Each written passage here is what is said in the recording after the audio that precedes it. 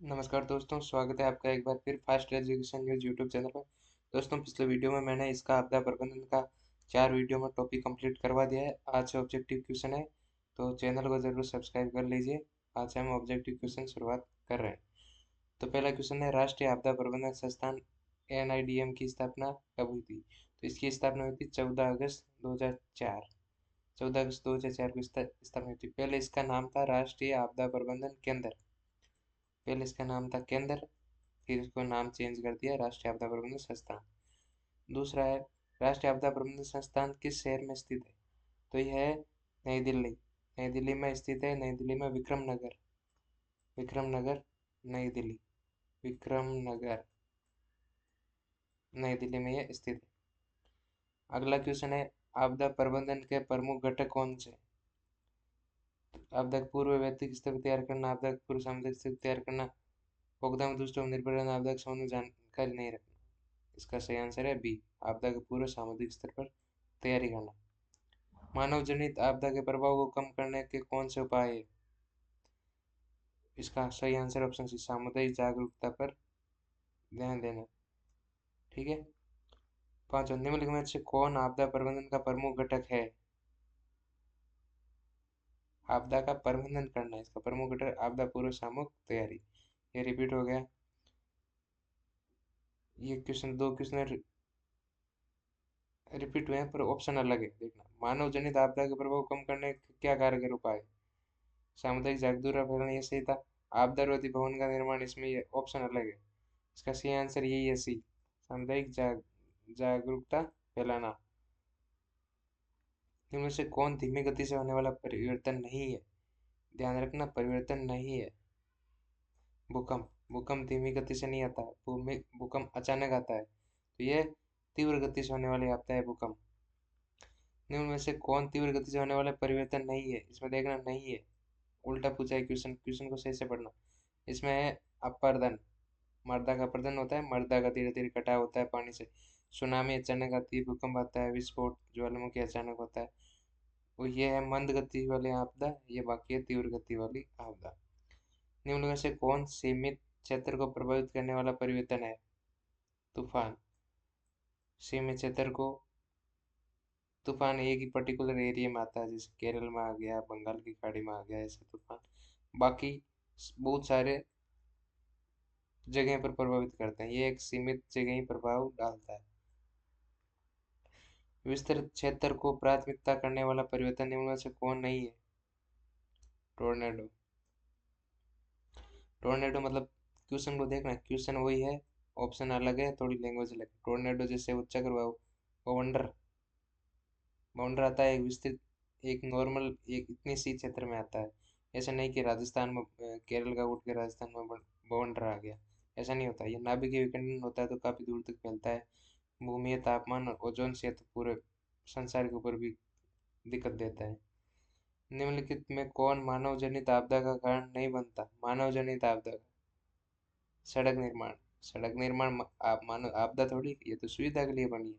बांधों का टूटना, जातीय दंगे, प्रदूषण, ये आपदा है। सड़क निर्माण तो साधन है, सुविधा है। इनसे कौन मानव जनित आपदा है?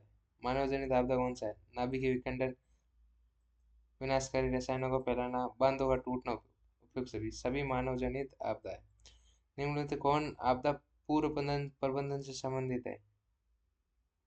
आवश्यक वस्तुओं का भंडारण, यह आपदा से पूर्व कर सकते, जब पता चले मौसम विज्ञान से कि यह आपदा आने वाली है, जो भी पता चले उससे पहले वस्तुओं का भंडारण किया, वो आपदा से पहले प्रबंधन हो गया। राहत कार्य चलाना आपदा के किस चरण से संबंधित है? राहत कार्य चलाना, राहत कार्य चलाना मतलब कि आपदा आ चुकी है और सेना, भारत सरकार राहत दे रही है, तो वो है आपदा के समय किया गया प्रबंधन, राहत कार्य। अगला क्वेश्चन है, आपदा प्रभावित लोगों का पुनर्वास आपदा के किस चरण से संबंधित कार्य है? पुनर्वास, दोबारा निवास स्थान बनाना। आपदा आ गई, घर टूट गए, वापस निवास स्थान कब बने? आपदा के बाद ही बनेंगे। भारत में आपदा प्रबंधन अधिनियम किस वर्ष बना था? सबसे पहले वीडियो में मैंने बताया था आपको, 2005 में आपदा प्रबंधन अधिनियम बना था। भारत में किस वर्ष सुनामी संकट आया था? 2004। जब 2004 में ये सुनामी संकट आया था, उसी को ध्यान में रखते हुए ये आपदा प्रबंधन अधिनियम बनाया गया। देश का सबसे बड़ा प्रबंधक कौन है? प्रधानमंत्री। हमने बताया था कि वहां पर जो नेशनल लेवल पे होता है उसका अध्यक्ष कौन होता है? पीएम होता है। पहले क्वेश्चन में कोसी नदी की बाढ़ किस वर्ष उत्तर बिहार में आई थी? ये एक लोकल क्वेश्चन हो गया। 2008 में आई थी उत्तर बिहार में कोसी नदी। आपदा प्रबंधन के 3 प्रमुख अंगों में कौन एक निम्नलिखित में से शामिल नहीं है? पूर्वानुमान, चेतावनी, प्रशिक्षण शामिल है।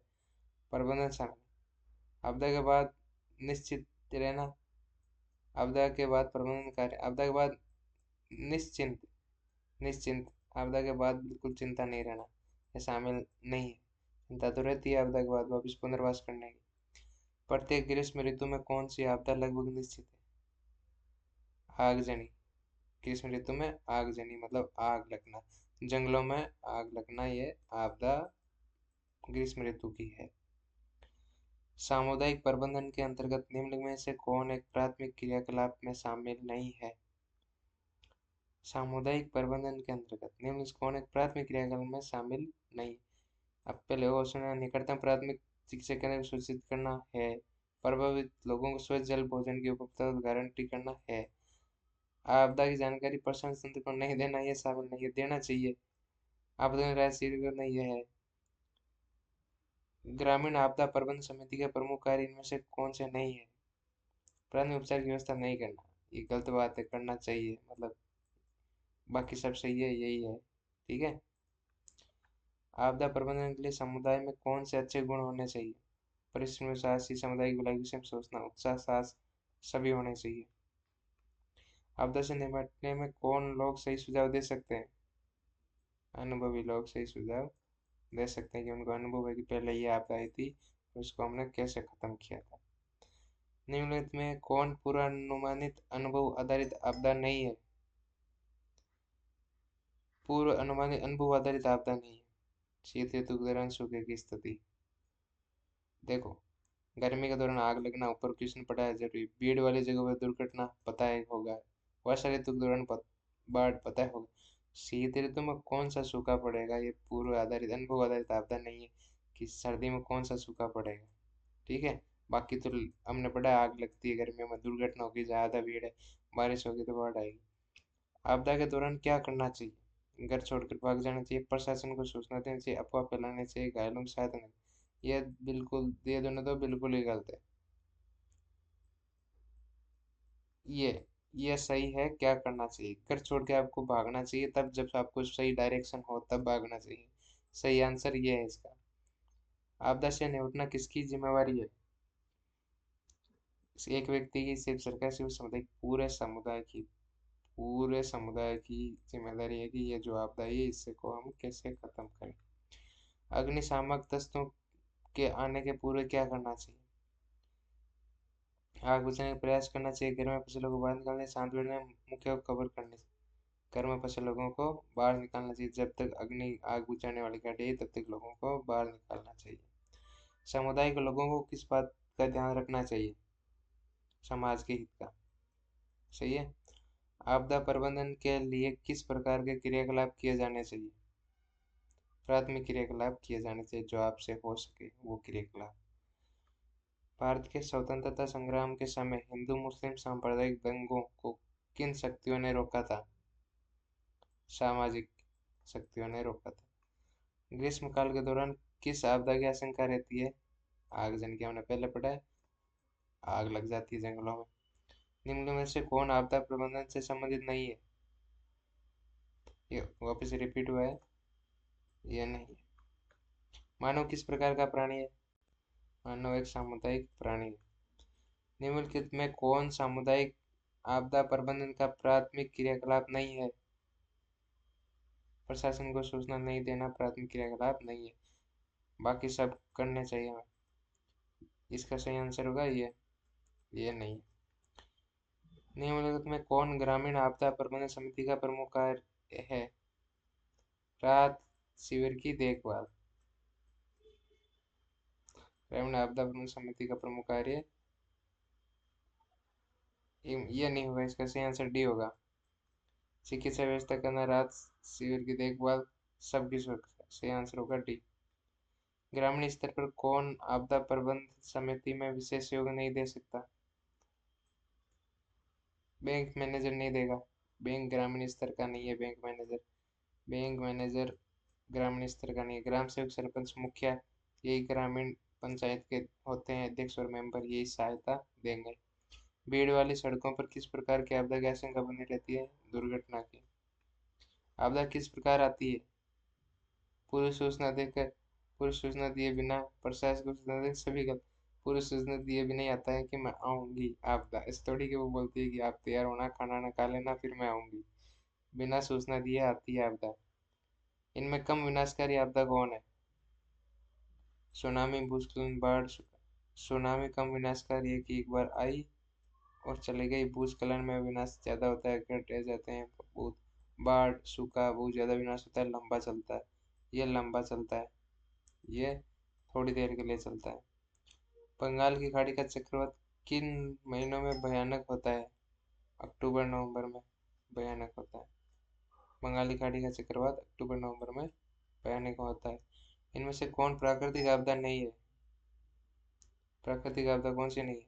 आतंकवाद। आतंकवाद प्राकृतिक आपदा नहीं है, मानव जनित आपदा है। मानव जनित आपदा। इनमें से कौन मानव जनित आपदा है? सांप्रदायिक दंगे, आतंकवाद, महामारी, इनमें सभी, ये सभी मानव जनित आपदा है। सुनामी का प्रमुख कारण क्या है? समुद्र में भूकंप आना। समुद्र में जब भूकंप आता है तो सुनामी आती है। इनमें कौन विस्तृत क्षेत्र को प्रभावित करने वाली आपदा है? ओजोन परत का क्षरण होगा तो विस्तृत क्षेत्र में होगा। ये क्वेश्चन है ना, वो आपको चारों ऑप्शन से ही मिलेंगे। ऐसा नहीं है कि हर का आंसर यही होगा। क्वेश्चन को पढ़ने के बाद पता चलता है हमें क्या आंसर। ओजोन परत है, उसमें छेद हो जाएगा तो पूरे संसार के लिए नुकसान है ना, पराबैंगनी किरणें आएगी। आपदा प्रबंधन किसे कहते हैं? प्राकृतिक आपदा को दुष्परिणामों को कम करने का उपाय किया जाना, उसको ही आपदा प्रबंधन कहते हैं। बाढ़ प्रबंधन में किस बात पर सबसे अधिक ध्यान देना चाहिए? नदी के दोनों ओर तटबंधों का निर्माण करना चाहिए। बाढ़ प्रबंधन के दोनों ओर तटबंधों का निर्माण होना चाहिए। इनमें कौन भारत का सूखा क्षेत्र माना जाता है? पूर्व राजस्थान, पूर्व मध्य प्रदेश, कर्नाटक, पठारी क्षेत्र, इसमें सभी सूखा क्षेत्र माना जाता है। इसमें इसमें सभी। ये शायद इसका पूरा या पूर्व मध्य प्रदेश क्या है, ये मेरे को आइडिया नहीं। इनमें कौन क्षेत्र भूस्खलन से अधिक प्रभावित होता है? कश्मीर और उत्तराखंड भूस्खलन से प्रभावित होते हैं, वहाँ पे वो पहाड़ से पत्थर गिरने लगते हैं तो वो भूस्खलन ही है। मानव जनित आपदा के प्रभाव को कम करने का कारगर उपाय क्या है? सामुदायिक जागरूकता पर ध्यान देना। भूकंप किस प्रकार की आपदा है? प्राकृतिक आपदा है भूकंप, प्राकृतिक आपदा। सुनामी क्या है? एक ज्वालामुखी बाढ़ विनाशकारी समुद्री लहर। तो मैंने 53 क्वेश्चन आपको आज करा दिया है। बाकी जो क्वेश्चन बचे हैं 63 या 67 क्वेश्चन बचे हैं, मैं वो आपको कल के वीडियो में करवा दूंगा। आई होप आज आपको अच्छा लगा, समझ में आया। तो चैनल को जरूर सब्सक्राइब कीजिए। धन्यवाद।